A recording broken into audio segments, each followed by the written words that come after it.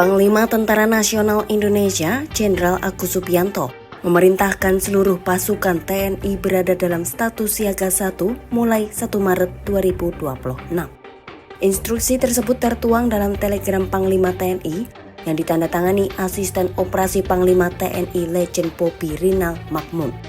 Dalam telegram itu, tercantum sedikitnya 7 instruksi kesiapsiagaan yang harus dijalankan prajurit. Seluruh instruksi dimaksudkan sebagai bentuk antisipasi terhadap perkembangan situasi global, khususnya memanasnya konflik di Timur Tengah.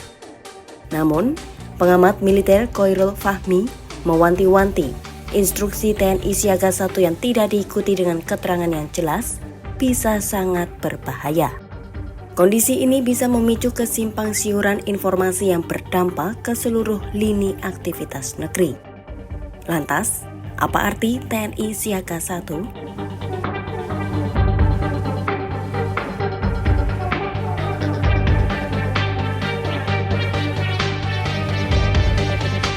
Fahmi menjelaskan, status siaga 1 yang dikeluarkan Panglima TNI adalah instruksi operasional komando ke dalam atau internal TNI.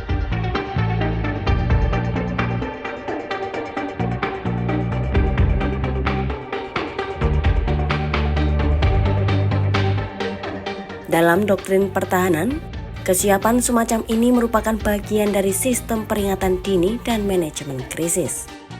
Senada, Kepala Badan Intelijen Strategis TNI, Letjen Yudi Abdimantio, menyebut kebijakan tersebut merupakan langkah antisipatif terhadap kemungkinan dampak konflik di Timur Tengah terhadap stabilitas keamanan Indonesia. Yudi menegaskan, sebagai garda terdepan dalam menjaga kedaulatan negara, TNI wajib mampu mengantisipasi setiap dinamika yang terjadi, baik di tingkat global, regional, maupun nasional.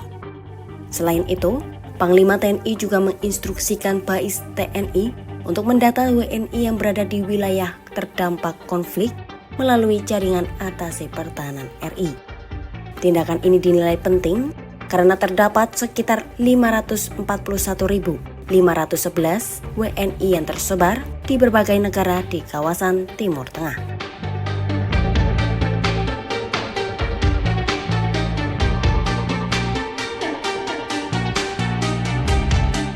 Pengamat militer Khoirul Fahmi juga menjelaskan, status siaga 1 tidak berarti Indonesia berada dalam kondisi darurat atau menuju perang.